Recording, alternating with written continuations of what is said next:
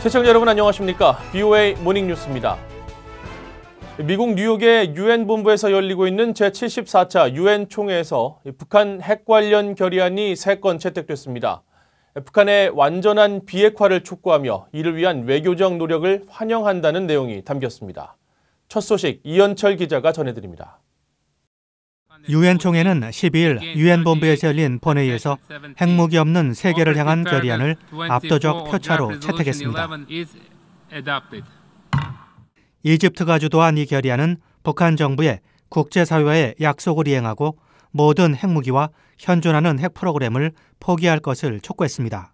또 북한이 빠른 시일 내에 핵 확산 금지 조약 NPT에 복귀하고 국제원자력기구 IAEA의 핵안전협정도 준수할 것을 요구했습니다.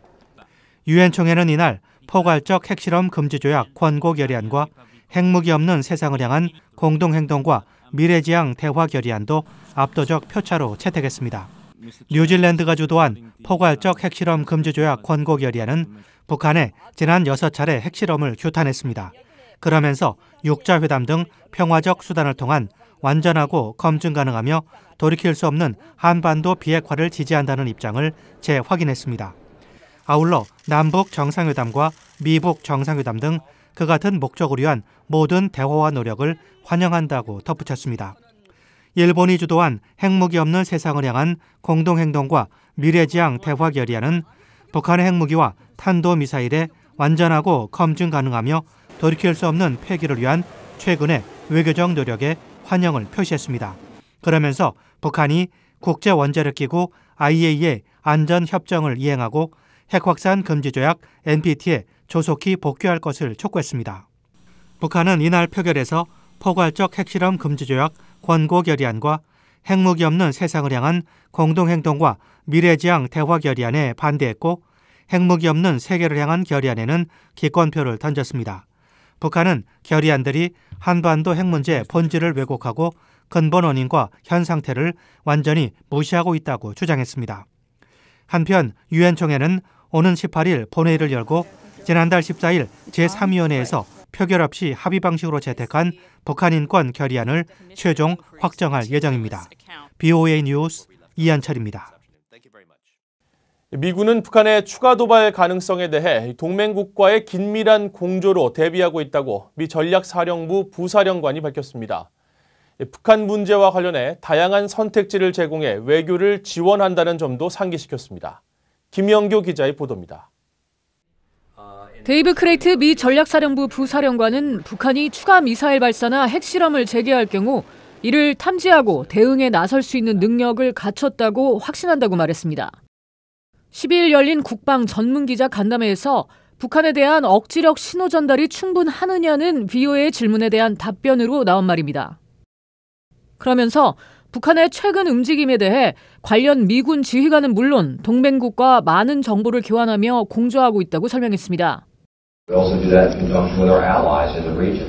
There's a tremendous amount of information sharing. We have very, very good situation awareness about what happens. 크레이트 부사령관은 또 전략사령부의 임무가 군과 정치 수뇌부에 다양한 선택지를 제공하는 것이며 이는 북한의 위협을 다루고 있는 외교적 노력을 지원하기 위한 일환이라는 점도 환기시켰습니다.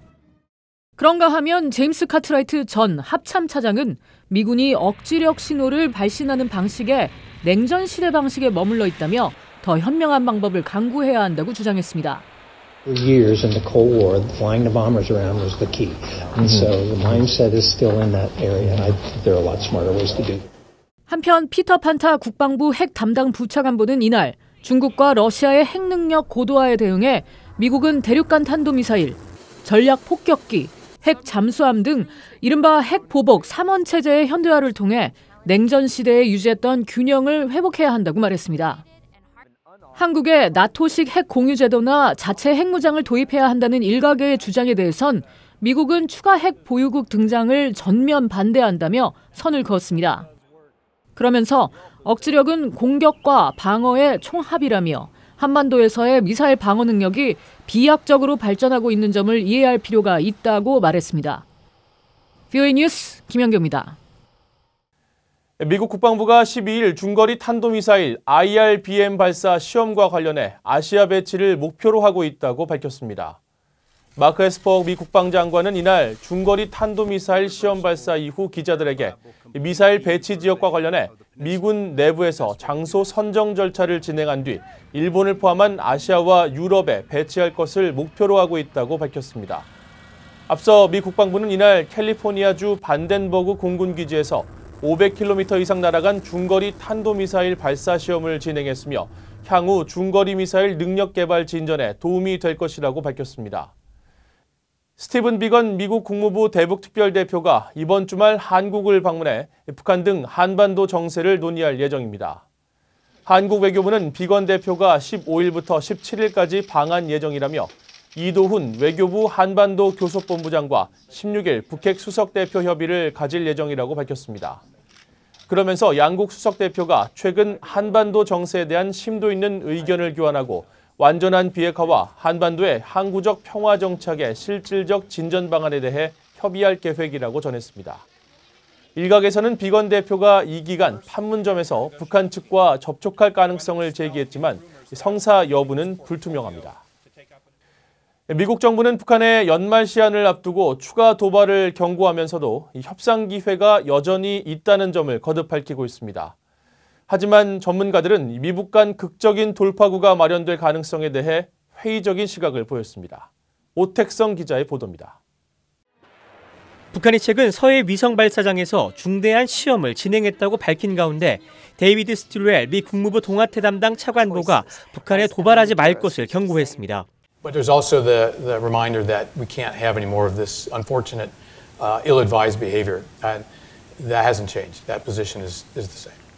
12일 워싱턴의 전략국제문제연구소가 주최한 행사에 참석한 스틸웰 차관보는 아울러 도널드 트럼프 대통령이 북한과 협력하고 경제 건설을 돕기를 희망한다고 밝혔습니다. 전날 유엔 안보리 회의에서도 켈리 크래프트 유엔 주재 미국 대사가 북한의 도발 중단을 촉구한 바 있습니다. 크래프트 대사는 동시에 협상에 유연한 대처가 준비됐다며 북한과의 비핵화 협상 재개 의지를 나타냈습니다.